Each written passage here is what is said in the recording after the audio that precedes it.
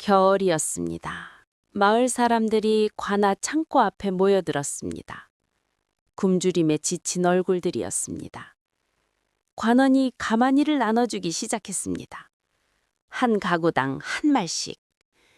100가구가 넘는 마을에 고작 10선뿐이었습니다. 사람들은 불평할 힘도 없었습니다. 그때 구석에 서 있던 한 아이가 입을 열었습니다. 사람들이 돌아보았습니다. 말이 느린 그 아이였습니다. 글도 모르고 숫자밖에 모르는 아이. 하지만 아이의 눈은 흔들리지 않았습니다. 그 아이의 그 한마디가 썩은 권력을 무너뜨렸고 굶주린 마을을 살렸습니다. 이제 그 이야기를 시작합니다. 마을 어귀에 작은 향리 집안이 하나 있었습니다. 대대로 관아의 문서를 정리하고 세금 장부를 관리하는 집안이었으되 넉넉하지는 못했습니다. 그 집 막내딸은 태어날 때부터 남달랐습니다. 다른 아이들이 옹알거릴 나이가 되어도 입을 열지 않았습니다. 돌이 지나도 첫말이 나오지 않았습니다. 3살이 지나서야 겨우 한두 마디를 뱉었는데 그마저도 또박또박하지 못하고 더듬거렸습니다. 사람들은 그 아이를 느린 아이라 불렀습니다. 덜어는 바보 아이라 수군거렸습니다. 아버지는 딸을 볼 때마다 한숨을 쉬었습니다. 관아에서 돌아오는 길에 이웃집 아이들이 그를 읊는 소리를 들으면 발걸음이 무거워졌습니다. 자신의 딸은 천자문 한자도 외우지 못했습니다. 붓을 쥐어줘도 먹물만 흘렸고 책을 펼쳐줘도 그림만 들여다보았습니다. 어머니는 매일 밤 불전 앞에 앉아 기도를 올렸습니다. 촛불이 녹아내리는 동안 눈물도 함께 흘렀습니다. 촛농이 쌓이고 또 쌓였습니다. 한 달이 지나고 2달이 지나도 아이는 변하지 않았습니다. 오빠들은 동생을 거들떠보지도 않았습니다. 과거 공부에 바빴고 느린 동생은 그저 집안의 짐일 뿐이었습니다. 사랑채에서 글을 읽을 때면 동생이 지나가도 고개조차 들지 않았습니다. 아이는 마당 한쪽에 쭈그려 앉아 있는 일이 많았습니다. 개미가 한 줄로 지나가면 한참을 들여다보았습니다. 개미 한 마리 한 마리를 눈으로 쫓았습니다. 작은 발이 움직이는 것을, 더듬이가 흔들리는 것을, 먹이를 나르는 모습을 가만히 지켜보았습니다. 해가 중천에 떠도 아이는 움직이지 않았습니다. 그늘이 점점 짧아지다가 다시 길어졌습니다. 하늘에 구름이 흘러가면 눈을 떼지 못했습니다. 구름 조각이 몇 개인지, 얼마나 빨리 움직이는지, 어느 방향으로 가는지 그런 것들을 오래 바라보았습니다. 구름이 모양을 바꾸면 아이도 고개를 기울였습니다. 새로운 모양이 생기면 다시 세기 시작했습니다. 봄이 오면 어머니가 마당에 곡식을 펼쳐 말렸습니다. 햇볕에 쌀이 반짝이면 아이는 그 옆에 앉았습니다. 손가락으로 쌀알 하나를 짚었습니다. 그리고 또 하나를 짚었습니다. 하나, 둘, 셋, 넷. 입으로는 세지 않았지만 손가락은 멈추지 않았습니다. 해가 중천에 떠도 아이는 그 자리에 앉아 있었습니다. 그늘이 움직여도 배가 고파도 아이는 쌀알을 세는 일을 멈추지 않았습니다. 땀이 이마에 맺혀도 손은 계속 움직였습니다. 사람들은 그 모습을 보고 고개를 저었습니다. 저작거리에서 아낙네들이 수군거렸습니다. 마을 이장이 어느 날 집에 들렀습니다. 아버지와 세금 문서를 확인하러 온 것이었습니다. 마당에는 방금 수확한 콩이 한가마니 쏟아져 있었습니다. 가을 햇살이 콩을 비추니 윤기가 흘렀습니다. 이장이 농담처럼 물었습니다. 이 콩이 몇 알이나 되겠소? 아버지는 웃으며 대답했습니다. 셀 수 있겠습니까? 한가마니인데. 그런데 마당 구석에 앉아있던 아이가 입을 열었습니다. 목소리는 작았지만 또렷했습니다. 4312. 이장과 아버지는 동시에 고개를 돌렸습니다. 아이는 여전히 콩을 내려다보고 있었습니다. 표정도 바뀌지 않았습니다. 눈도 깜빡이지 않았습니다. 이장이 반신반의하며 말했습니다. 정말 그러하오? 세어볼 수 있소? 아이는 일어나 콩 앞에 쪼그려 앉았습니다. 하나란 알손가락으로 짚어가며 세기 시작했습니다. 해가 기울도록 시간이 걸렸습니다.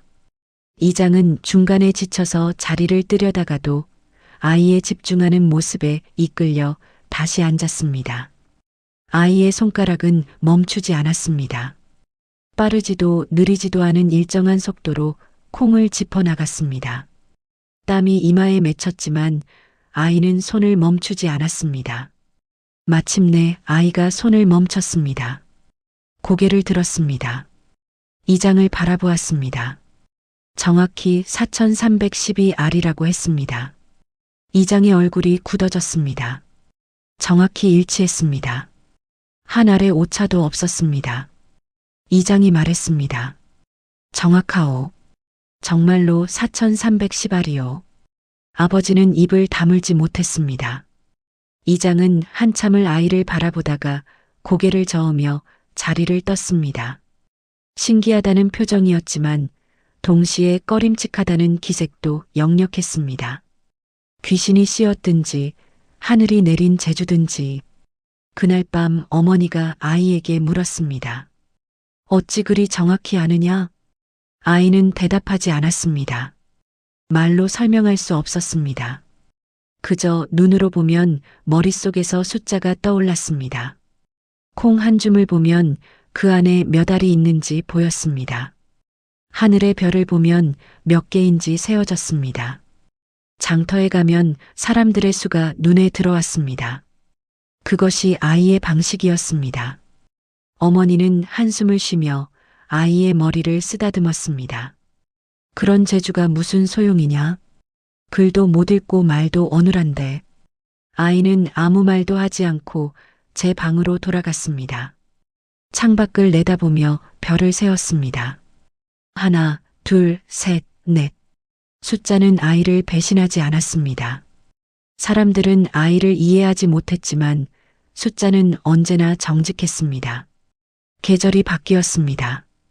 봄이 지나고 여름이 왔습니다. 여름이 지나고 가을이 왔습니다. 해가 바뀌었습니다. 아이는 자라면서도 여전히 느렸습니다. 천자문을 가르쳐도 외우지 못했습니다. 바느질을 시켜도 손이 굼떴습니다. 밥을 지으면 설이 걷고 빨래를 하면 때가 남았습니다. 걸레질을 시키면 같은 곳만 닦았고 물을 기르라 하면 반을 쏟았습니다. 오빠들은 과거를 준비하느라 바빴습니다. 첫째는 벌써 소과에 합격했고 둘째는 곧 응시할 참이었습니다. 부모는 딸의 혼처를 걱정했습니다. 마을에는 소문이 돌았습니다. 중매쟁이가 집에 와도 딸의 이야기를 꺼내면 고개를 저었습니다. 아무리 향리대기라지만 저런 아이를. 아버지는 술을 마시며 한숨을 쉬었습니다. 어머니는 밤마다 눈물을 흘렸습니다. 아이는 그런 분위기를 느꼈지만 표정을 바꾸지 않았습니다. 여전히 마당에 나가 곡식을 세웠습니다. 우물가에서 물동이 개수를 세웠습니다. 장터에 가면 사람들의 수를 헤아렸습니다. 담장밖 나무에 앉은 새를 세웠습니다. 마당에 떨어진 낙엽을 세웠습니다. 지나가는 구름을 세웠습니다. 그것이 아이가 세상과 소통하는 방식이었습니다. 말은 느렸지만 숫자만큼은 누구보다 빨랐습니다. 그러던 어느 해봄이었습니다. 날씨가 이상했습니다. 비가 와야 할 때 오지 않았습니다. 구름이 끼어도 빗방울은 떨어지지 않았습니다. 하늘만 잿빛으로 변했다가 다시 맑아졌습니다. 해가 나야 할 때 구름이 하늘을 덮었습니다. 며칠째 이런 날씨가 이어졌습니다. 농사를 짓는 이들의 얼굴에 걱정이 깊어갔습니다. 모내기철이 지나고 여름이 왔습니다. 논에는 물이 마르기 시작했습니다. 갈라진 논바닥에 금이 갔습니다. 벼는 제대로 자라지 못했습니다. 이삭이 패지 않았습니다. 가을이 되어도 황금빛 들판은 보이지 않았습니다. 누렇게 마른 벼이삭만이 바람에 흔들렸습니다. 수확은 절반에도 미치지 못했습니다. 평년의 3분의 1도 안 되었습니다. 그의 겨울 마을에는 흉년이라는 말이 돌았습니다. 큰 흉년이라고들 했습니다. 100년 만에 흉년이라는 소문도 돌았습니다. 아이는 그 말을 듣고 집집마다 쌓인 곡식의 양을 눈으로 훑쳤습니다. 작년의 절반도 되지 않았습니다. 어떤 집은 3분의 1밖에 없었습니다. 어떤 집은 가마니가 텅 비어 있었습니다. 창고는 텅 비어가고 사람들의 얼굴은 야위어 갔습니다. 아이는 그 모든 것을 조용히 지켜보았습니다. 그리고 머릿속으로 계산했습니다. 마을의 100여 가구, 한 가구당 평균 식구 5명, 500명, 현재 곡식 양으로는 2달이 1개, 봄까지는 석 달이 남았습니다. 한 달이 모자랐습니다. 한 달 동안 500명이 굶는다는 뜻이었습니다. 아이는 그 숫자를 머릿속에 담아두었습니다. 말로 꺼낼 수 없었습니다. 아무도 믿지 않을 것이었습니다. 하지만 숫자는 거짓말을 하지 않았습니다. 겨울이 깊어갔습니다. 첫눈이 내리고 사흘 밤낮을 내렸습니다. 마을은 하얀 눈에 덮였습니다. 사람들은 집안에 웅크리고 앉아 봄을 기다렸습니다. 하지만 곡식은 점점 바닥이 보였습니다. 먼저 가난한 집부터 창고가 텅 비었습니다. 어느 날 관아에서 통문이 내려왔습니다. 흉년을 맞아 조정에서 구제곡식을 풀겠다는 내용이었습니다. 마을 사람들은 안도의 한숨을 내쉬었습니다. 관청 창고에 쌓인 곡식을 나눠받으면 봄까지는 버틸 수 있으리라 여겼습니다. 노인들은 하늘에 감사했습니다. 아낙네들은 눈물을 흘렸습니다. 며칠 뒤 이장을 비롯한 마을 유지들이 관아로 향했습니다. 눈 쌓인 길을 걸어갔습니다. 발자국이 눈에 깊이 패였습니다. 추운 날씨였지만 모두의 마음은 따뜻했습니다. 아이의 아버지도 함께 갔습니다. 향리로서 문서를 확인하고 분배 절차를 돕는 역할이었습니다. 아이도 아버지를 따라 나섰습니다. 어머니는 만류했습니다. 날이 춥고 길이 험한데 어찌 가려느냐. 하지만 아버지는 그냥 두었습니다. 집에 있어도 할 일이 없지 않느냐. 아이는 아버지 뒤를 따라 눈길을 걸었습니다. 발이 시렸지만 참았습니다. 관아 마당에는 사람들이 빼곡히 모여 있었습니다. 추운 날씨였지만 모두 이른 아침부터 나와 있었습니다. 입김이 허연 연기처럼 피어올랐습니다. 아이들은 어머니 치마폭에 매달려 있었고 노인들은 지팡이의 의지에 서 있었습니다. 모두 야윈 얼굴이었습니다. 창고지기가 나타나 창고 문을 열었습니다. 무거운 자물쇠를 풀고 나무 문을 밀어젖혔습니다. 삐걱거리는 소리가 마당에 울렸습니다. 어둠 속에서 가마니들이 모습을 드러냈습니다. 사람들이 숨을 죽였습니다. 곡식이 쌓여 있는 것이 보였습니다. 희망이 보였습니다. 누군가 탄성을 질렀습니다. 저렇게 많다니. 아이는 마당 한쪽에 서서 그 광경을 지켜보았습니다. 창고 문이 완전히 열릴 때마다 안쪽이 보였습니다. 가마니가 줄지어 쌓여 있었습니다. 햇빛이 창고 안으로 비치자 먼지가 일렁였습니다. 곡식 냄새가 바람을 타고 마당까지 흘러왔습니다. 아이의 눈이 가마니를 훑었습니다. 한 줄에 25개, 5줄, 125개, 가마니 하나에 쌀 한 섬, 125섬. 아이는 속으로 계산했습니다. 마을에 100가구, 한 가구당 한 섬씩 나눠주면 25섬이 남습니다. 그 정도면 봄까지 충분히 버틸 수 있었습니다. 어쩌면 여유가 있을 수도 있었습니다. 아이는 안도했습니다. 창고지기가 가마니를 꺼내 나르기 시작했습니다. 서기가 장부에 기록했습니다. 향리들이 분배 순서를 정리했습니다. 사람들은 차례를 기다렸습니다. 추위 속에서도 조용히 기다렸습니다. 너무 추워서 발을 동동 구르는 사람도 있었습니다. 아이를 업은 어머니는 아이를 더 꼭 껴안았습니다. 분배가 시작되었습니다. 한 집씩 앞으로 나와 곡식을 받았습니다. 아이는 그 광경을 지켜보았습니다. 첫 번째 가구가 곡식을 받았습니다. 두 번째 가구가 곡식을 받았습니다. 세 번째, 네 번째. 그런데 이상했습니다. 나눠지는 양이 너무 적었습니다. 한 가구당 한 말. 한 섬이 10마리니 한 말은 10분의 1이었습니다. 아이는 머릿속으로 계산했습니다. 100가구에 한 말씩이면 100말. 10섬. 창고에는 125섬이 있었는데 겨우 10섬만 나눠주는 것이었습니다. 아이는 고개를 갸웃거렸습니다. 다시 창고 쪽을 바라보았습니다. 가마니는 여전히 그대로 쌓여 있었습니다. 줄어든 것이 없었습니다. 아이는 다시 세어보았습니다. 한 줄에 25개, 5줄, 125개. 그대로였습니다. 창고지기가 꺼낸 가마니는 10개뿐이었습니다. 나머지는 그대로 창고 안에 있었습니다. 사람들은 몰랐습니다. 받은 곡식이 적다는 것은 알았지만 창고 안에 얼마나 많이 남았는지는 몰랐습니다. 사람들은 저마다 곡식 자루를 들고 돌아갔습니다. 표정은 어두웠습니다. 한말로는 며칠도 버티기 힘들다는 것을 모두 알고 있었습니다. 일주일이면 바닥날 양이었습니다. 한 안악이 울먹이며 말했습니다. 이것뿐이라니 어찌 봄까지 버티란 말인가.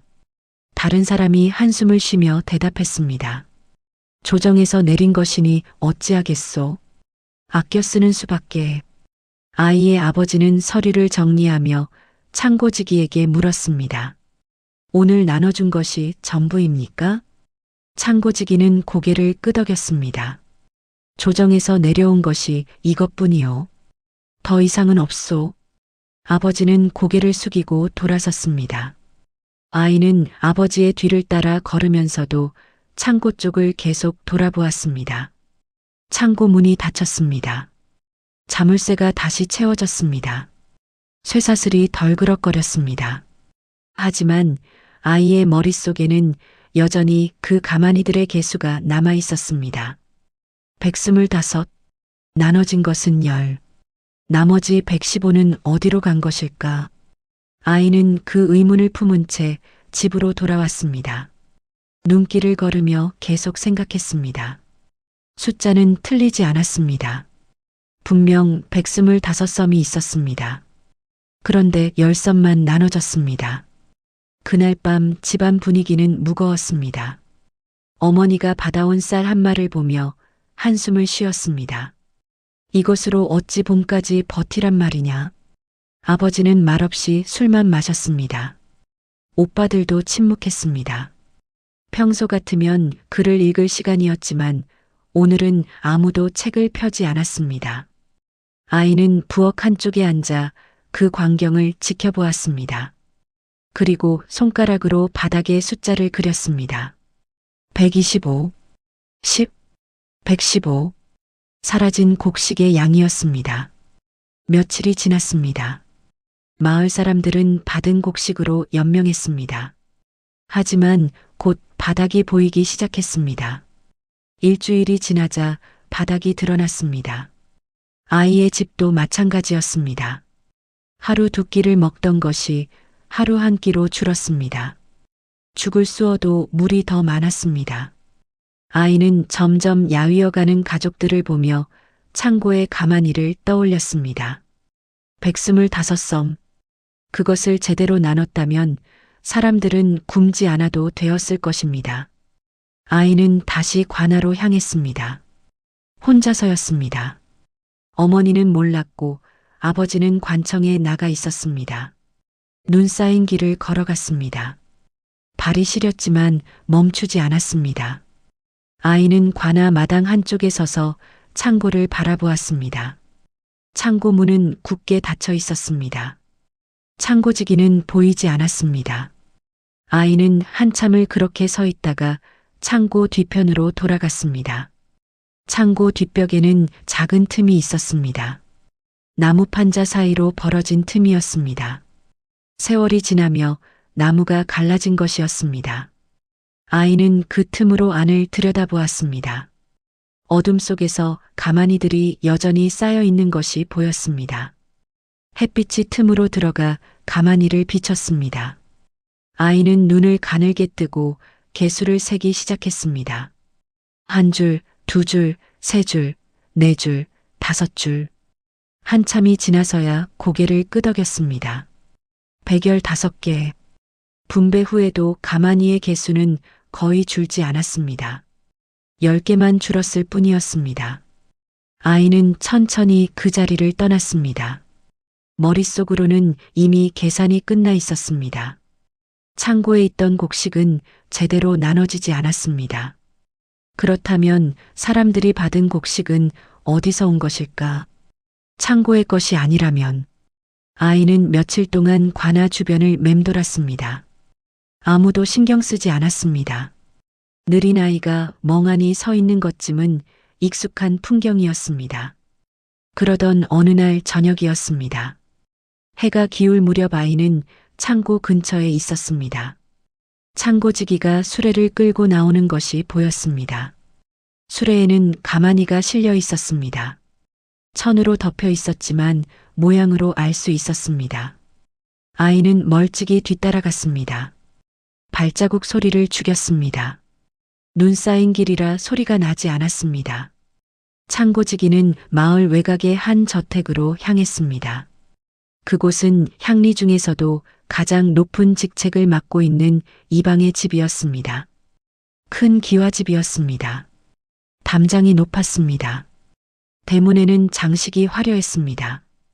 아이는 담장 밖에서 그 광경을 지켜보았습니다. 대문이 열렸습니다. 안에서 이방의 목소리가 들렸습니다. 수고했소. 나머지도 내일 가져오시오. 가마니가 저택 안으로 들어갔습니다. 하나, 둘, 셋. 3개였습니다. 창고지기는 빈 수레를 끌고 돌아갔습니다. 아이는 그 자리에 한참을 서 있었습니다. 다음 날도 같은 시각에 같은 일이 벌어졌습니다. 창고지기가 수레를 끌고 나왔습니다. 가마니가 실려 있었습니다. 이방의 집으로 향했습니다. 아이는 다시 개수를 세었습니다. 넷, 다섯. 사흘째 되던 날도 마찬가지였습니다. 나흘째도 마찬가지였습니다. 아이는 모든 것을 머릿속에 기록했습니다. 창고에 가마니, 개수, 이방의 집으로 옮겨진 개수, 남은 개수, 날짜별로 정확히 기억했습니다. 숫자는 명확했습니다. 창고의 곡식은 백성에게 나눠지지 않았습니다. 이방이 조금씩 빼돌리고 있었습니다. 아이는 집으로 돌아왔습니다. 아버지를 기다렸습니다. 해가 지고 어둠이 내려서야 아버지가 돌아왔습니다. 아이는 아버지 앞에 앉았습니다. 천천히 어눌하게 자신이 본 것을 말했습니다. 창고에 125섬이 있었다고, 나눠진 것은 10섬뿐이었다고, 이방의 집으로 가마니가 옮겨지는 것을 봤다고, 날마다 서너 개씩 옮겨졌다고. 아버지는 처음에는 믿지 않았습니다. 잘못 본 것이 아니냐고 물었습니다. 하지만 아이가 창고에 가마니 개수를 정확히 말했습니다. 125개. 분배된 양도 정확히 설명했습니다. 10섬. 이방의 집으로 옮겨진 가마니 개수까지 날짜별로 말했습니다. 첫날 셋, 둘째 날 둘, 셋째 날 넷. 아버지의 얼굴이 굳어졌습니다. 한참을 말없이 앉아 있었습니다. 깊은 한숨을 내쉬었습니다. 이방은 아버지의 위에 있는 사람이었습니다. 향리 사회에서 윗사람을 고발한다는 것은 자신의 직을 잃는 것과 같았습니다. 설령 사실이라 해도 보복이 두려웠습니다. 가족들이 피해를 입을 수도 있었습니다. 아버지는 고민에 빠졌습니다. 며칠 밤을 잠을 이루지 못했습니다. 술을 마셔도 잠이 오지 않았습니다. 눈을 감으면 굶주린 사람들의 얼굴이 떠올랐습니다. 동시에 이방의 차가운 눈빛도 떠올랐습니다. 만약 고발이 실패하면 어떻게 될까? 가족들이 보복을 당하지는 않을까? 아들들의 과거길이 막히지는 않을까? 딸의 혼처는 더욱 어려워지지 않을까? 하지만 또 한편으로는 생각했습니다. 이대로 침묵하면 사람들이 죽어갈 것이라고, 이미 한 명이 죽었고 곧 더 많은 사람이 죽을 것이라고. 아이는 아무 말도 하지 않았습니다. 다만 바닥에 숫자를 그었습니다. 115. 사라진 곡식의 양이었습니다. 그리고 그 숫자 옆에 또 다른 숫자를 그었습니다. 500. 마을 사람들의 수. 그 아래에 또 숫자를 그었습니다. 30. 남은 날. 그날들이 지나면 사람들은 굶어 죽을 것이었습니다. 아버지는 딸이 그린 숫자를 내려다보았습니다. 말은 느렸지만 숫자만큼은 거짓이 없었습니다. 며칠이 지났습니다. 아버지는 여전히 고민했습니다. 이방을 고발하는 것과 침묵하는 것 사이에서 갈등했습니다. 마을 사람들은 날마다 굶주렸습니다. 아이들은 울음소리조차 내지 못할 만큼 기력이 없었습니다. 노인들은 하나 둘자리에 눕기 시작했습니다. 기침소리가 마을 곳곳에서 들려왔습니다. 밤이면 신음소리가 담장 너머로 새어나왔습니다. 아이는 여전히 관아 근처를 맴돌았습니다. 창고 뒤편의 틈으로 안을 들여다보며 가마니의 개수를 확인했습니다. 개수는 계속 줄어들고 있었습니다. 115개였던 것이 100개가 되었습니다. 90개가 되었습니다. 80개가 되었습니다. 이방은 조금씩 그러나 꾸준히 곡식을 빼내고 있었습니다. 아이는 그 숫자를 머릿속에 기록했습니다. 매일 세었습니다. 날짜도 기억했습니다. 그리고 밤이면 나무 조각에 숫자를 새겼습니다. 날카로운 돌을 찾아 조심스럽게 긁었습니다. 손에 물집이 잡혔지만 멈추지 않았습니다. 숫자를 새기고 또 새겼습니다. 125, 115, 190, 80. 날짜도 함께 새겼습니다. 첫째 날, 둘째 날, 셋째 날. 증거가 필요했습니다. 아버지가 믿을 수 있는 증거가. 어느 날 저녁이었습니다. 아이가 집으로 돌아오는 길에 이웃집 앞을 지나가게 되었습니다. 대문이 열려 있었습니다. 안에서 곡소리가 들려왔습니다. 아이는 발걸음을 멈췄습니다. 마당에는 거적대기에 쌓인 무언가가 놓여 있었습니다. 그 앞에서 한 여인이 울고 있었습니다. 머리를 풀어헤치고 땅을 치며 울고 있었습니다. 영감, 영감아. 어찌 나를 두고 가시오. 아이는 그것이 무엇인지 알았습니다. 죽은 사람이었습니다. 굶어서 죽은 것이었습니다. 마을에서 첫 번째 죽음이었습니다. 아이는 그 자리에 한참을 서 있었습니다. 여인의 울음소리가 귀에 들어왔습니다. 가슴이 아팠습니다. 하지만 아이는 숫자를 생각했습니다. 115. 사라진 곡식. 1.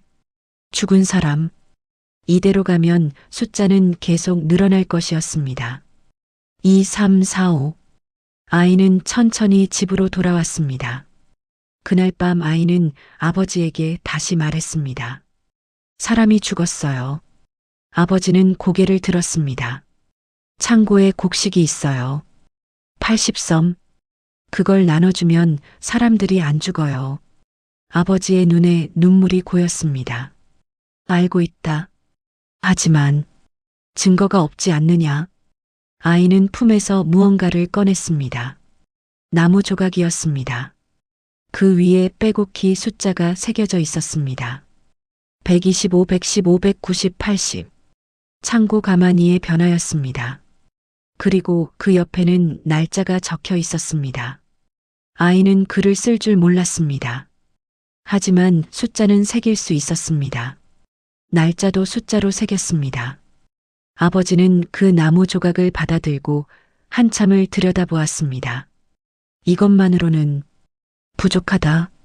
누가 믿겠느냐? 아이는 고개를 저었습니다. 이방 집에 가만히가 있어요. 직접 세어보면 알아요. 아버지는 딸을 바라보았습니다. 느린 아이라고만 생각했던 딸이었습니다. 지금은 누구보다 또렷한 눈으로 자신을 보고 있었습니다. 딸의 눈에는 확신이 담겨 있었습니다. 거짓말이 아니었습니다. 아버지는 마침내 결심했습니다. 다음 날 아침 아버지는 관아로 향했습니다. 이방에게 가지 않았습니다. 수령을 찾아갔습니다. 수령은 지방의 최고 책임자였습니다. 향리들의 윗사람이었고 조정에서 파견된 관원이었습니다. 아버지는 수령 앞에 무릎을 꿇었습니다.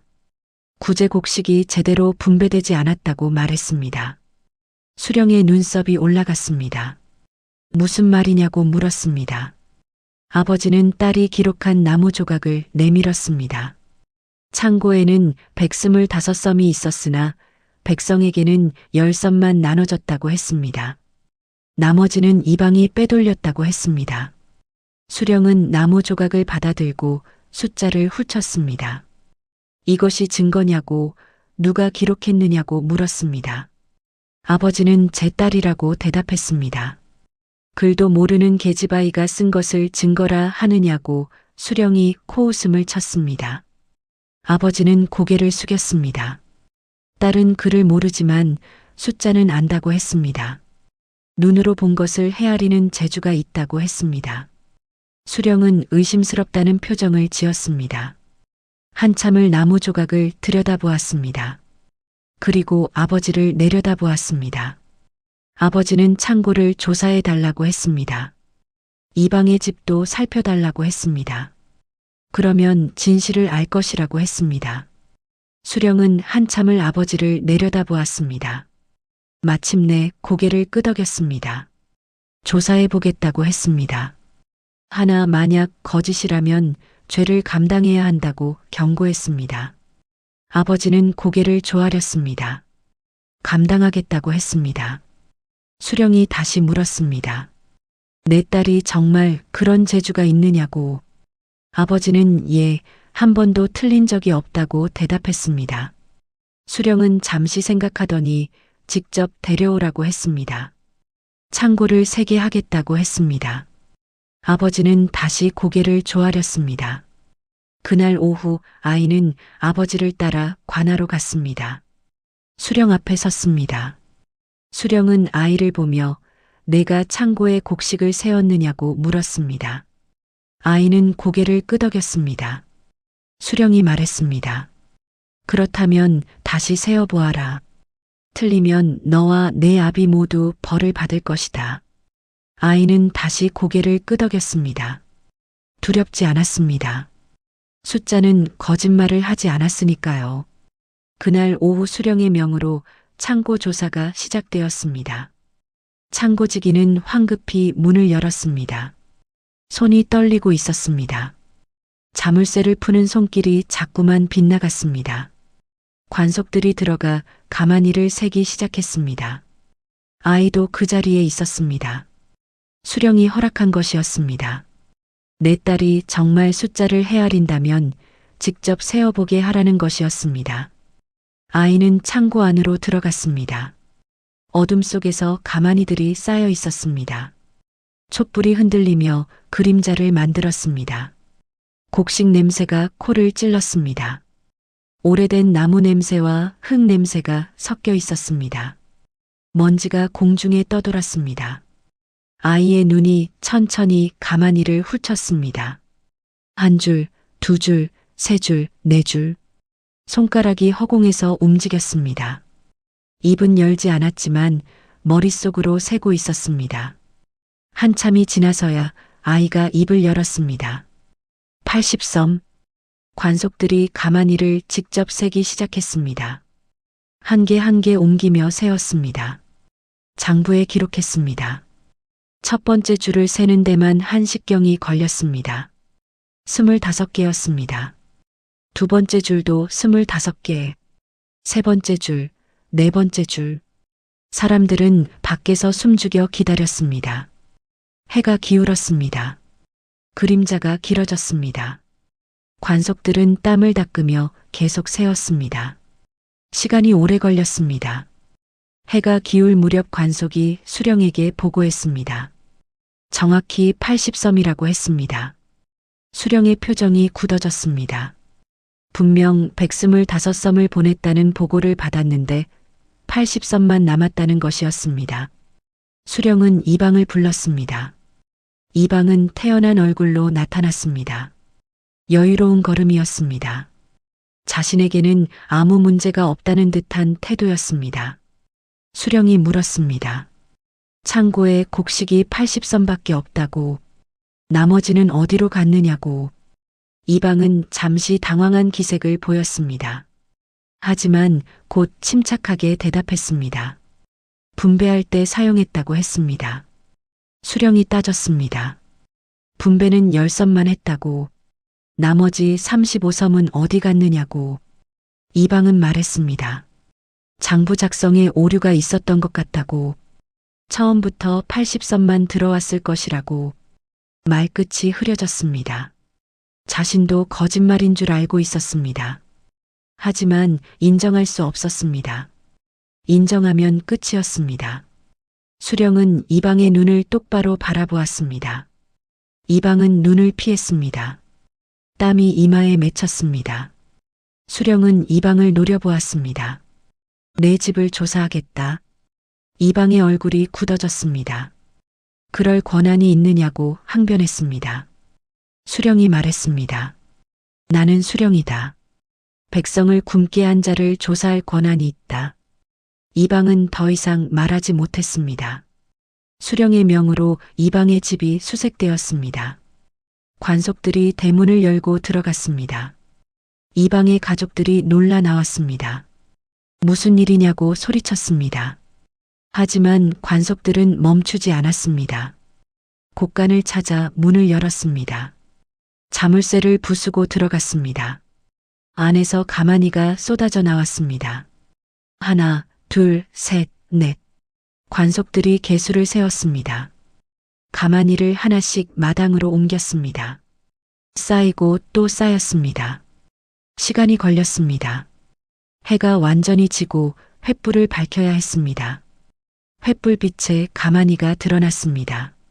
마을 사람들도 소문을 듣고 모여들었습니다. 이방의 집 앞은 사람들로 가득 찼습니다. 모두 숨을 죽이고 지켜보았습니다. 누군가 한숨을 쉬었습니다. 누군가 눈물을 흘렸습니다. 저 곡식만 있었어도 사람이 죽지 않았을 것이라고. 마침내 보고가 올라왔습니다. 35섬이라고 했습니다. 정확히 창고에서 사라진 양과 같았습니다. 사람들 사이에서 탄식이 터져 나왔습니다. 정말이었다는 소리, 이방이 곡식을 빼돌렸다는 소리, 우리가 굶어 죽는 동안이라는 울분 섞인 소리.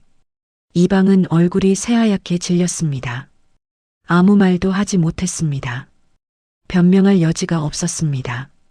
증거가 눈앞에 있었습니다. 무릎이 꺾였습니다. 주저앉았습니다. 수령은 차갑게 명했습니다. 이방을 잡아 가두어라. 빼돌린 곡식은 모두 백성에게 나눠주도록 하라. 관속들이 이방을 끌고 갔습니다. 이방은 저항하지 않았습니다. 기력이 빠진 듯 고개를 떨구고 끌려갔습니다. 한때는 마을에서 가장 높은 자리에 있던 사람이었습니다. 사람들이 고개를 숙이고 인사하던 사람이었습니다. 이제는 죄인이 되어 끌려가고 있었습니다. 사람들은 그 모습을 지켜보았습니다. 동정하는 이는 없었습니다. 분노와 원망만이 있었습니다. 아이는 그 광경을 조용히 지켜보았습니다. 숫자는 거짓말을 하지 않았습니다. 125 빼기 80은 45. 분배된 10섬을 빼면 35섬. 정확히 이방의 집에서 나온 양이었습니다. 수령이 아이를 불렀습니다. 아이는 앞으로 나갔습니다. 수령은 아이를 내려다보았습니다. 한참을 말없이 바라보았습니다. 아이는 고개를 들고 수령을 바라보았습니다. 눈을 피하지 않았습니다. 떨리지도 않았습니다. 내가 이 모든 것을 헤아렸느냐? 아이는 고개를 끄덕였습니다. 수령은 한참을 아이를 바라보았습니다. 어린 아이였습니다. 말도 어눌하고 글도 모르는 아이였습니다. 하지만 그 아이가 숫자로 비리를 밝혀냈습니다. 관아의 어른들도 눈치채지 못한 것을 밝혀냈습니다. 수령은 감탄했습니다. 그리고 아이의 아버지를 바라보았습니다. 너는 훌륭한 딸을 두었구나. 아버지는 고개를 숙였습니다. 말이 나오지 않았습니다. 눈시울이 붉어졌습니다. 수령이 다시 말했습니다. 이 아이의 재주는 하늘이 내린 것이다. 귀하게 여겨라. 그날 밤 마을에는 소문이 퍼졌습니다. 이방이 곡식을 빼돌렸다는 소문. 향리 집안의 느린 딸이 그것을 밝혀냈다는 소문. 숫자로 진실을 증명했다는 소문. 사람들은 저녁을 먹으며 그 이야기를 나눴습니다. 아이들은 부모에게 물었습니다.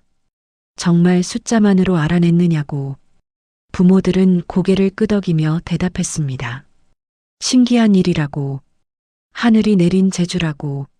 사람들은 믿기 어렵다는 표정을 지었습니다. 하지만 증거가 있었습니다. 35섬의 곡식이 이방의 집에서 나왔습니다. 그것은 부정할 수 없는 사실이었습니다. 바보아이라 불리던 그 아이가 숫자로 창고를 세웠다는 말이 돌았습니다. 신기한 일도 다 있다는 감탄이 터져 나왔습니다. 어떤 이는 고개를 저으며 말했습니다. 귀신이 씌었던 게 아니라 하늘이 내린 재주였다고. 다음 날 관아에서 다시 분배가 시작되자 모두 알게 되었습니다. 진짜였습니다. 이방이 빼돌린 곡식이 백성에게 돌아왔습니다. 창고에 남은 80섬과 이방의 집에서 회수한 35섬. 이제 백성들은 봄까지 버틸 수 있었습니다. 죽음의 그림자가 걷혔습니다. 사람들은 아이의 집 앞을 지나며 고개를 숙였습니다. 감사의 표시였습니다. 어떤 이는 작은 선물을 문 앞에 놓고 갔습니다. 떡 한 조각, 나물 한 단. 귀한 것은 아니었지만 마음이 담겨 있었습니다. 아이는 여전히 마당에 앉아 있었습니다. 여전히 곡식을 세고 있었습니다. 하지만 이제 사람들의 눈빛이 달라져 있었습니다. 두려움이 아니라 존경이 담겨 있었습니다. 바보가 아니라 은인이라고 불렸습니다. 마을을 구한 아이라고 불렸습니다. 아이는 그런 말들을 들었지만 표정을 바꾸지 않았습니다. 여전히 숫자를 세고 있었습니다. 하나, 둘, 셋, 넷. 그것이 아이의 언어였습니다. 그리고 그 언어로 사람들을 구했습니다. 숫자는 거짓말을 하지 않았습니다. 진실을 밝혔습니다. 생명을 구했습니다. 이방이 잡혀간 다음 날 관아 마당에는 다시 사람들이 모였습니다. 이번에는 제대로 된 분배가 시작되었습니다. 창고에 남은 80섬과 이방의 집에서 회수한 35섬. 합쳐서 115섬이었습니다. 마을에는 100여 가구가 있었습니다. 한 가구당 한 섬씩 나눠지면 봄까지 버틸 수 있었습니다. 수령은 직접 분배를 감독했습니다. 창고지기는 파면되었고 새로운 관원이 그 자리를 맡았습니다. 수령이 말했습니다. 이번에는 정확히 공정하게 나누도록 하라. 관원은 고개를 숙이며 명을 받들었습니다. 사람들은 차례차례 앞으로 나왔습니다. 이번에는 한 섬씩이었습니다. 이름을 부르면 앞으로 나왔습니다. 장부에 도장을 찍었습니다. 가마니를 받아들었습니다. 무거운 가마니를 받아드는 사람들의 손이 떨렸습니다. 가마니의 무게가 느껴졌습니다. 곡식의 무게가, 생명의 무게가 느껴졌습니다. 어떤 이는 가마니를 받고 그 자리에서 울었습니다. 곡식 가마니를 받아들며 눈물을 흘렸습니다. 한 섬은 작은 양이 아니었습니다. 사흘 전까지만 해도 한 말밖에 없었습니다. 이제 10배가 생긴 것이었습니다. 봄까지 버틸 수 있었습니다. 굶어 죽지 않아도 되었습니다.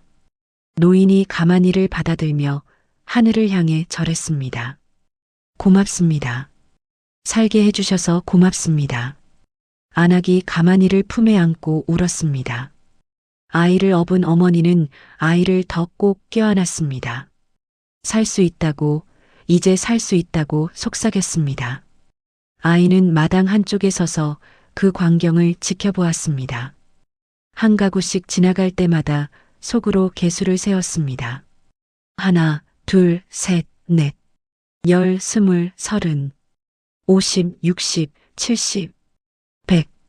정확히 100가구에게 나눠졌습니다. 창고에는 15섬이 남았습니다.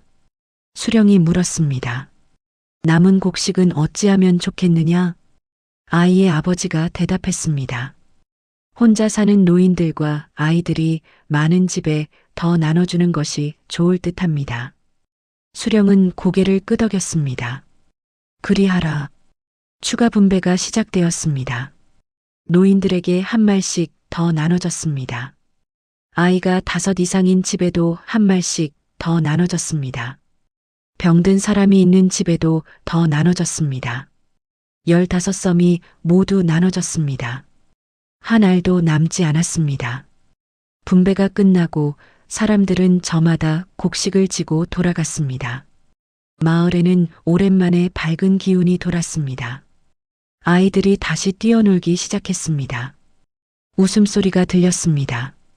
노인들의 얼굴에 생기가 돌아왔습니다. 주름진 얼굴에 미소가 번졌습니다. 아이는 집으로 돌아오는 길에 이웃집 앞을 지나갔습니다. 며칠 전 곡소리가 들렸던 그 집이었습니다. 이번에는 안에서 밥 짓는 냄새가 났습니다. 구수한 쌀밥 냄새였습니다. 연기가 굴뚝에서 피어올랐습니다. 아이는 잠시 멈춰서서 그 냄새를 맡았습니다. 그리고 작게 미소 지었습니다. 집에 도착하자 어머니가 마당에서 아이를 기다리고 있었습니다. 어머니는 아이를 끌어안았습니다. 말없이 한참을 안고 있었습니다. 고생했구나.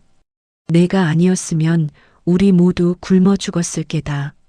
아이는 아무 말도 하지 않았지만 어머니의 품에서 오래 머물렀습니다. 따뜻했습니다. 오랜만에 느끼는 따뜻함이었습니다. 그날 밤 집안에는 오랜만에 따뜻한 밥이 차려졌습니다. 온 가족이 둘러앉아 밥을 먹었습니다. 하얀 쌀밥이었습니다. 물이 많은 죽이 아니었습니다. 오빠들도 이번에는 아이를 바라보았습니다. 고맙다는 말은 하지 않았지만 눈빛이 달라져 있었습니다. 첫째 오빠가 아이의 그릇에 반찬을 얹어 주었습니다. 둘째 오빠도 따라서 반찬을 더 얹어 주었습니다. 아버지는 딸의 그릇에 밥을 더 떠 주었습니다. 잘 먹어라. 아이는 고개를 끄덕이며 밥을 먹었습니다. 오랜만에 배부르게 먹었습니다. 며칠이 지났습니다. 마을은 조금씩 활기를 되찾았습니다. 사람들은 곡식을 아껴 쓰며 봄을 기다렸습니다. 하루에 밥 한 끼, 죽 한 끼를 먹었습니다. 죽을 쓸 때도 이제는 쌀알이 보였습니다. 물만 가득한 죽이 아니었습니다. 밥을 지을 수도 있었습니다. 냄비 바닥에서 밥이 끓는 소리가 들렸습니다. 보글보글 소리가 마을 곳곳에서 들렸습니다. 살아있는 소리였습니다. 기침 소리가 줄어들었습니다. 노인들이 기력을 되찾았습니다. 알아누웠던 이들이 일어났습니다. 아이들의 웃음소리가 늘어났습니다. 마당에서 아이들이 뛰어노는 소리가 들렸습니다. 생명의 소리였습니다. 장터도 다시 열렸습니다. 사람들이 나와 물건을 팔고 샀습니다. 오래 문을 닫았던 가게들이 다시 열렸습니다. 아이는 여전히 마당에 앉아 곡식을 세거나 하늘의 구름을 세거나 장터에서 사람들의 수를 헤아렸습니다. 하지만 이제는 사람들이 아이를 보는 눈이 달라졌습니다. 지나가다 아이를 보면 고개를 숙였습니다. 저 아이가 마을을 구했다는 소문이 돌았습니다. 숫자를 헤아리는 재주가 있다는 말이 퍼졌습니다. 귀신 들린 게 아니라 하늘이 내린 재주였다는 이야기가 나왔습니다. 수군거림은 여전했지만 이제는 두려움이 아니라 신기함이 섞여 있었습니다. 존경이 담겨 있었습니다. 어느 날 이장이 아이의 집을 찾아왔습니다. 손에 장부를 들고 있었습니다. 부탁이 하나 있다고 했습니다. 이장은 장부를 꺼냈습니다. 마을 곡식 분배 장부였습니다. 계산이 맞는지 확인해 달라고 했습니다. 아이는 장부를 받아들고 천천히 숫자를 훑었습니다. 손가락으로 짚어가며 세었습니다. 한참 후 아이가 말했습니다. 세 가구가 빠졌어요. 손가락으로 짚어가며 보여주었습니다. 여기. 이장은 깜짝 놀라 장부를 확인했습니다. 정말로 세 가구가 누락되어 있었습니다. 마을 끝 외딴 집 세 곳이었습니다. 눈에 잘 띄지 않는 곳이었습니다. 이장은 큰일 날 뻔했다며 고마워했습니다. 서둘러 돌아가 새 집에 곡식을 나눠줬습니다. 이장이 떠난 후 어머니가 아이를 바라보며 말했습니다. 내가 이렇게 쓸모 있는 줄 몰랐구나. 아이는 대답하지 않았습니다. 하지만 속으로는 생각했습니다. 자신은 예전과 똑같다고. 여전히 말은 느리고 글은 모릅니다. 바느질도 서툴고 밥도 잘 못 짓습니다. 다만 세상이 자신을 보는 눈이 달라졌을 뿐이라고. 숫자는 변하지 않았습니다. 자신도 변하지 않았습니다. 다만 그 숫자가 누군가를 구했을 뿐이었습니다. 그리고 그것으로 충분했습니다. 겨울이 지나고 봄이 왔습니다. 눈이 녹기 시작했습니다. 처음에는 햇볕이 잘 드는 남쪽부터 녹았습니다. 그 다음 담장 밑, 나무 밑이 녹았습니다. 마지막으로 그늘진 곳까지 녹았습니다.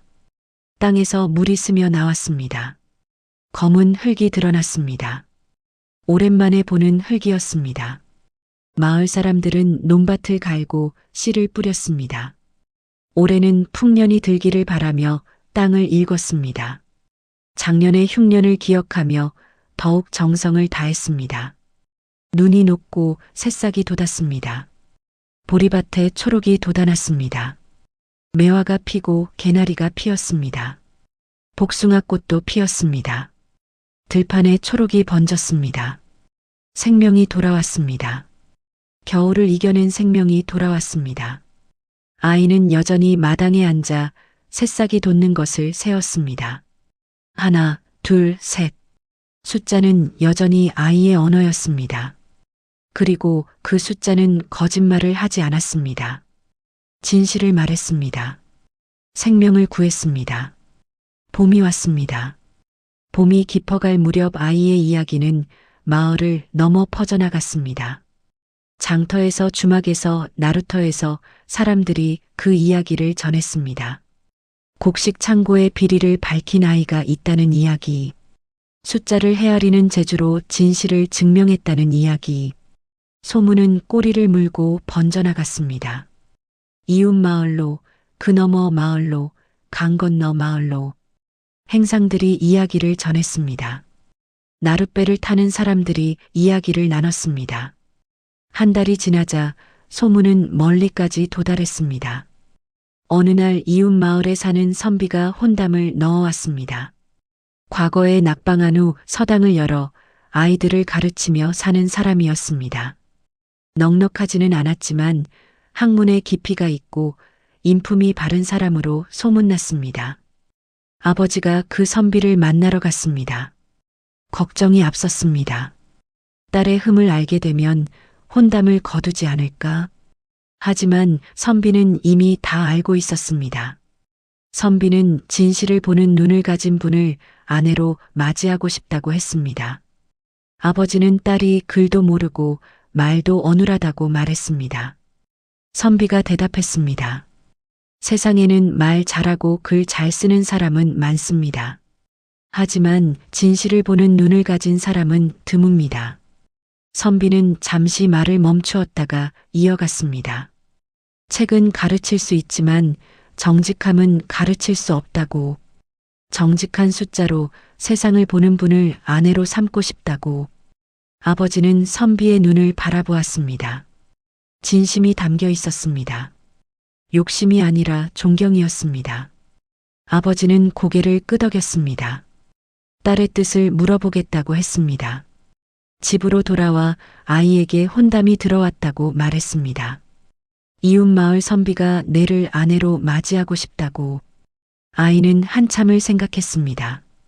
천천히 물었습니다. 그 어른이 저를 이상하게 보지 않나요? 아버지는 말했습니다. 이상하게 보지 않는다. 오히려 귀하게 본다. 아이는 고개를 끄덕였습니다. 그럼 좋아요. 혼담이 오가고 혼례날이 정해졌습니다. 한 달 뒤 봄이 무르익을 무렵이었습니다. 마을 사람들은 신기해했습니다. 느린 아이가 혼인을 한다는 것이. 하지만 이제는 바보 아이가 아니라 마을을 구한 아가씨였습니다. 사람들의 말은 달라졌지만 아이는 여전히 똑같았습니다. 마당에 앉아 곡식을 세고 하늘의 구름을 세고 개미 행렬을 헤아렸습니다. 혼례날이 다가왔습니다. 어머니가 아이의 혼수를 준비했습니다. 많지는 않았습니다.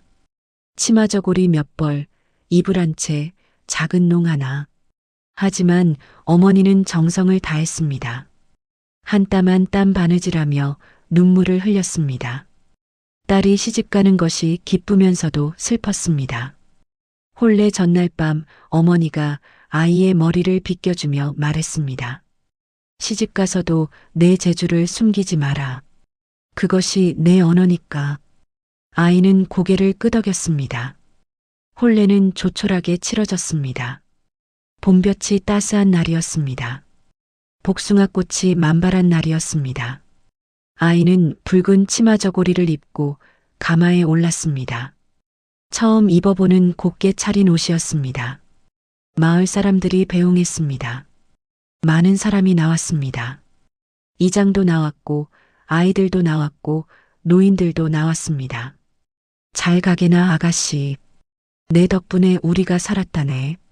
모두 손을 흔들며 인사했습니다. 아이는 가마 안에서 그 목소리들을 들었습니다. 눈물이 났습니다. 이 사람들이 자신을 이렇게 아껴준다는 것을 비로소 알았습니다. 가마가 천천히 움직였습니다. 아이는 가마 틈으로 밖을 내다보았습니다.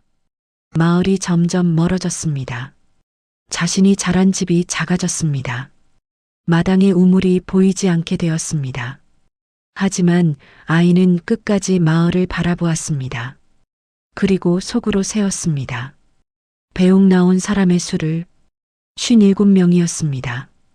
가마는 산길을 넘고 들판을 지나 이웃 마을로 향했습니다. 길은 멀었습니다. 해가 중천에 떴다가 기울었습니다. 마침내 선비의 마을에 도착했습니다. 선비의 집은 마을 어귀에 있었습니다. 크지 않은 집이었습니다. 기와집도 아니고 초가집이었습니다. 하지만 깨끗했습니다. 마당이 말끔히 쓸려 있었습니다. 마당 한쪽에는 서당이 있었습니다. 작은 서당이었습니다. 10명 남짓 앉을 수 있는 크기였습니다. 선비는 대문 앞에서 아이를 맞이했습니다. 공손히 인사했습니다. 아이는 가마에서 내렸습니다. 선비를 바라보았습니다. 선비도 아이를 바라보았습니다. 두 사람은 한참을 서로를 바라보았습니다. 선비가 말했습니다. 편한 대로 지내시오. 아이는 고개를 끄덕였습니다. 집 안으로 들어갔습니다. 방은 작았지만 따뜻했습니다. 창문으로 햇빛이 들어왔습니다. 처음 며칠은 어색했습니다. 선비는 낮에 서당에서 아이들을 가르쳤고 아이는 집안일을 했습니다. 하지만 아이는 집안일이 서툴렀습니다. 밥을 지으면 설이 걷고 빨래를 하면 때가 남았습니다.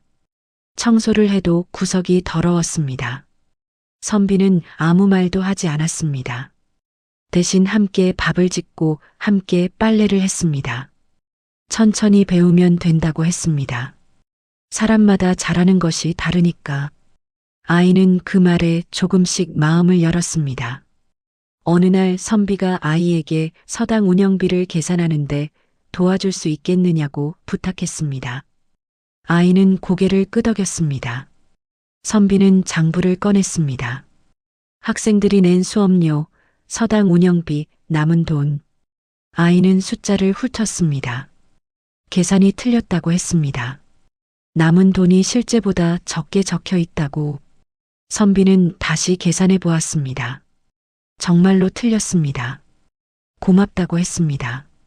당신 덕분에 오류를 찾았다고. 그날부터 아이는 서당의 장부를 관리하게 되었습니다. 학생수, 수업료, 운영비, 재고. 모든 것을 숫자로 기록하고 관리했습니다. 아이는 글을 쓸 줄 몰랐지만 숫자는 쓸 수 있었습니다. 숫자 옆에 작은 표시를 해서 무엇을 뜻하는지 기록했습니다. 학생은 작은 점, 쌀은 동그라미, 돈은 네모. 자신만의 방식으로 장부를 만들었습니다. 선비는 아이의 재주에 감탄했습니다. 당신이 없었다면 서당 운영이 엉망이었을 거라고 했습니다. 아이는 작게 미소 지었습니다. 자신이 도움이 된다는 것이 좋았습니다. 처음으로 자신의 재주가 쓸모 있다고 느꼈습니다.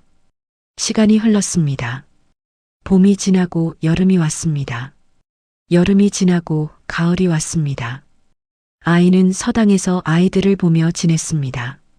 아이들은 처음에는 아이를 신기하게 바라보았습니다. 선생님, 아내는 말이 느리다고 했습니다. 하지만 숫자는 엄청 빠르다고 했습니다.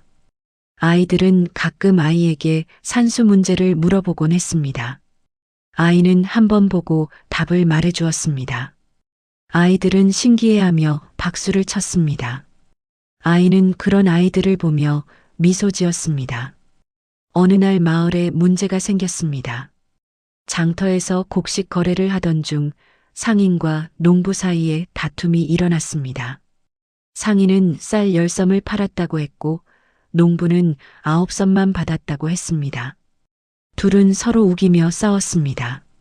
마을 이장이 중재하려 했지만 증거가 없어 난감했습니다. 누군가 선비댁 안악을 부르면 어떻겠느냐고 말했습니다. 숫자를 잘 헤아린다지 않느냐고. 이장이 아이를 불렀습니다. 아이는 장터로 나갔습니다.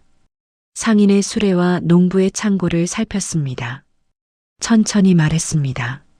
수레 자국을 보면 10섬이 실렸던 흔적이 있어요. 하지만 창고에는 9섬만 있어요. 이장이 그럼 한 섬은 어디로 갔느냐고 물었습니다. 아이는 수레 밑을 가리켰습니다. 여기 틈으로 쌀이 새어나갔다고. 자국이 남아있다고. 사람들이 확인해 보니 정말로 수레 바닥에 틈이 있었고 쌀알이 흘러나온 흔적이 있었습니다. 상인은 난처한 표정을 지었고 농부는 안도했습니다. 수레를 고치지 않아서 생긴 일이었습니다. 다툼은 그렇게 끝났습니다. 사람들은 아이를 칭찬했습니다. 역시 헤아리는 분이라고. 정확하다고. 아이는 대답하지 않고 조용히 집으로 돌아갔습니다. 선비가 아이를 맞이하며 오늘도 수고했다고 말했습니다. 아이는 고개를 저었습니다.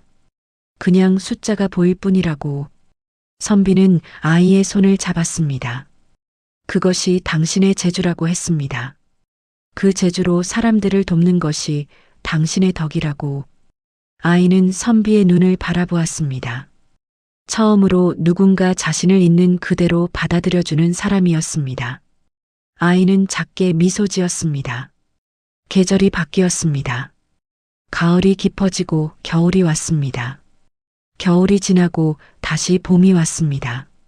세월이 흘렀습니다. 아이는 더 이상 아이가 아니었습니다. 서당의 안주인이 되었고 마을 사람들이 찾아오는 분이 되었습니다. 장부가 맞지 않으면 찾아왔고 거래에 문제가 생기면 찾아왔습니다. 그녀는 여전히 말이 느렸고 글을 쓰지 못했습니다. 하지만 숫자만큼은 누구보다 정확했습니다. 그리고 그것으로 충분했습니다. 사람들은 그녀를 헤아리는 분이라고 불렀습니다. 더 이상 바보 아이가 아니었습니다. 마을 사람들이 의지하는 사람이었습니다. 선비는 그런 아내를 자랑스러워했습니다. 당신은 훌륭한 사람이요. 그녀는 여전히 고개를 저었습니다. 하지만 속으로는 알고 있었습니다.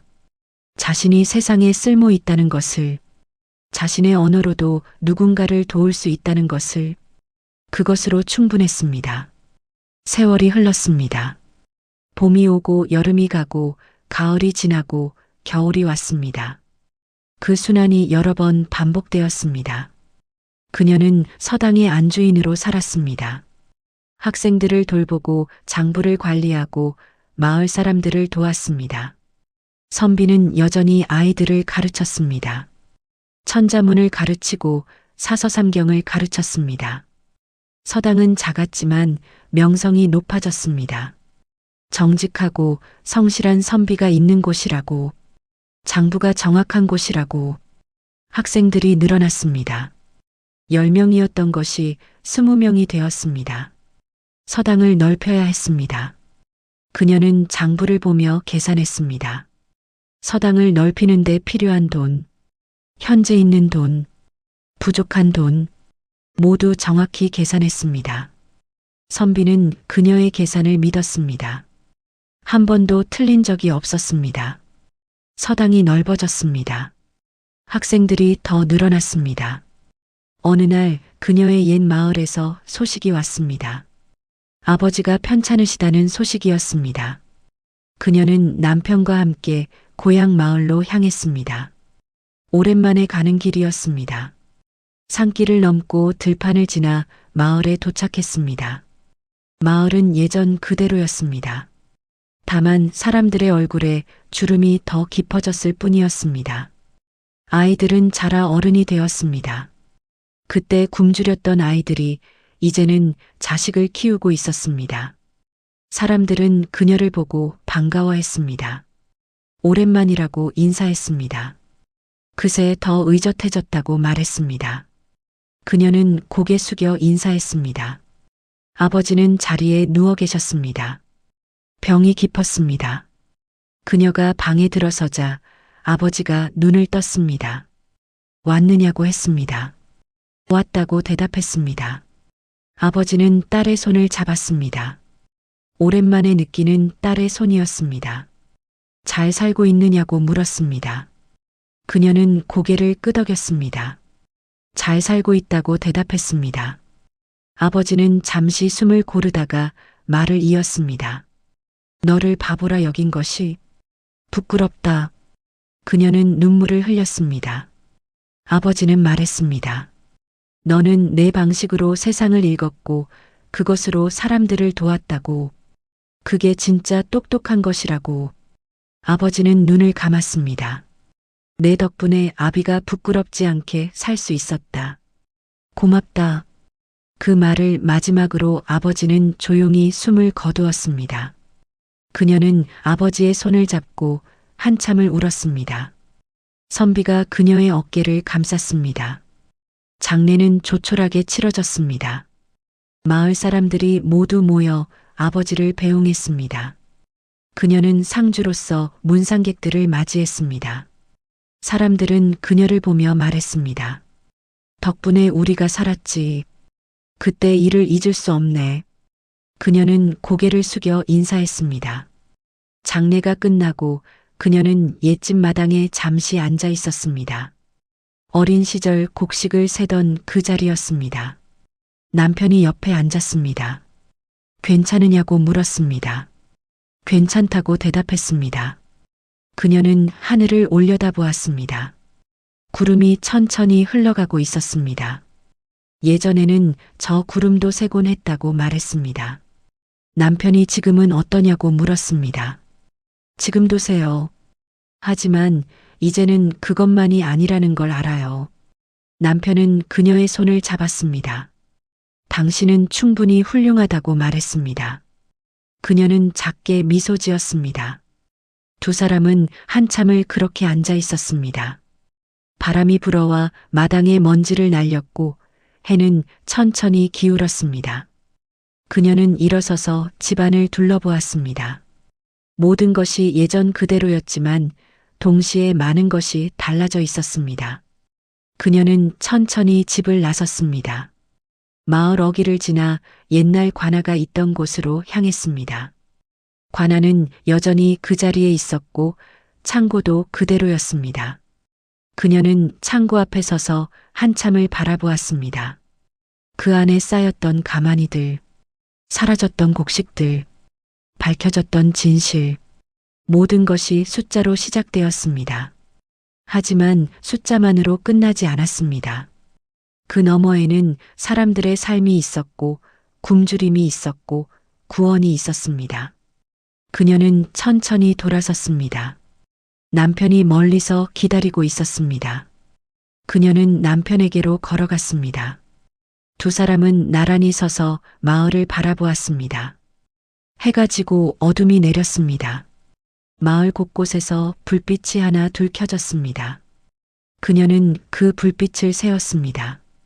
하나, 둘, 셋, 넷, 58개. 그리고 마음속으로 생각했습니다. 이 불빛 하나하나가 한 가족의 저녁이고 한 사람의 하루이고 누군가의 삶이라고.